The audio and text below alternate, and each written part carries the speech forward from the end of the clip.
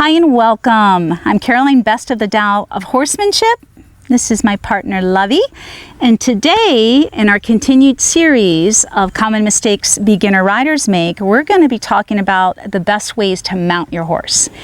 And I have a bareback pad right now, but we're also going to show it in a dressage saddle.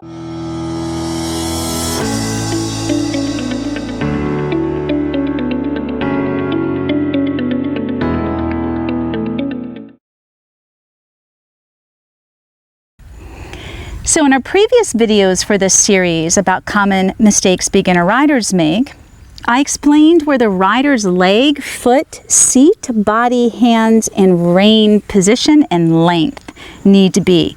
Should you be able to ride with confidence, balance, fluidity, and stability or security, whether you're riding in a bareback pad or in a saddle. Today we're going to talk about the best ways to mount your horse, and ways that are easiest and safest for you, while you also prepare your horse for you to get on. And I'll show you what that's going to look like in just a little bit with Lovey. So we begin with establishing the following guidelines, and in this order when I'm getting ready to mount any horse. So first of all, I want to know if I have permission to get on. And while this beginner series isn't going to get into the depth of developing that, getting permission, you're going to see how easily Lovey comes to get me and how relaxed she is. She's not trying to walk off. She's waiting for the next communication or the next cue from me. She's totally connected to me. And this is so important to having that level of permission, as I call it, because it's what is going to keep you safe. And I always talk about safety with horses and safety showing up in the amazing, deep, connected relationship and bond that you have, and safety also showing up because your horse considers you. That would be the second. And the third factor to safety is the way that I help you develop your horse's logical brain, their thinking side of their brain, the left side. So those three areas are key to being safe with horses. The relationship, the fact that your horse wants to be with you, like Lovey is showing right now. She's considering me, meaning she's thinking about me. It's obvious. And then she's going to be thinking. You want a horse that's thinking, not a horse that's reacting. So again, this short series isn't going to get into how to develop all of that. You'll find that in the Mastery Membership Riding Foundation program. But the first thing you want to make sure before you mount is your horse ready for you, mentally and physically. The second, and this is, all about safety too, is how to prepare your horse. I mean, it's a lot. I don't care what size you are, if you're small or bigger. I don't care what size your horse is, bigger or smaller. It's a lot for a horse to handle our weight. And it has nothing to do with how much you weigh, it's how much you influence them when you go to get on.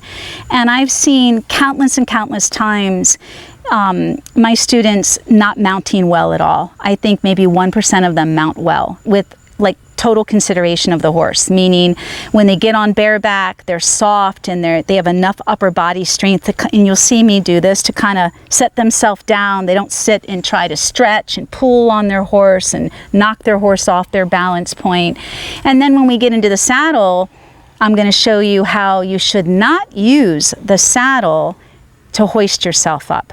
You should not. It's very dangerous. The saddle can slip, we know that, not to mention how much it irritates the horse. If it's rubbing, it causes a lot of friction, and then it's going to be pulling them off their balance point.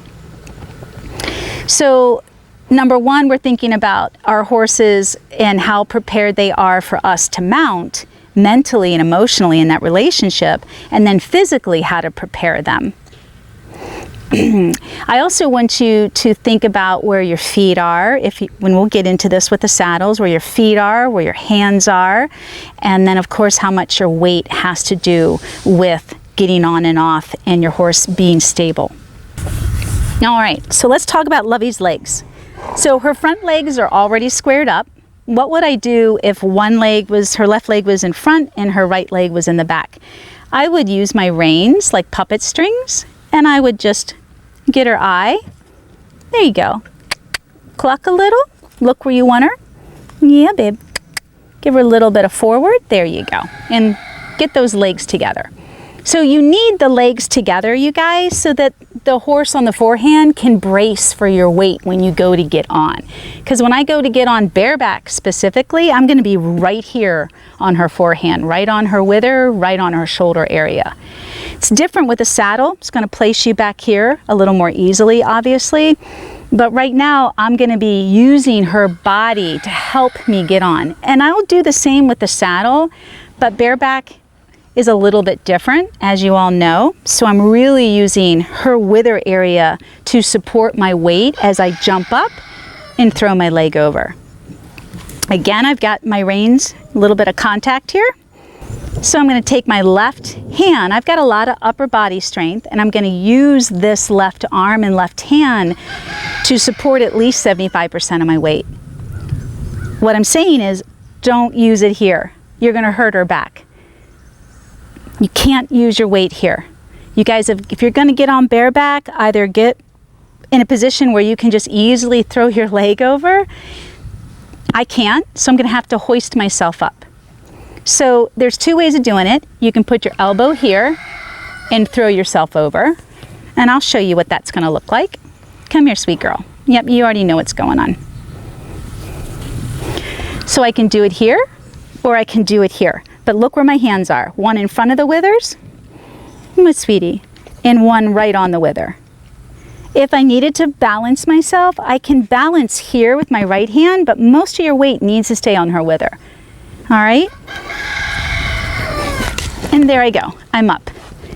Thank you so much. And I look forward to seeing you in the next video, where we're going to be talking about when you mount.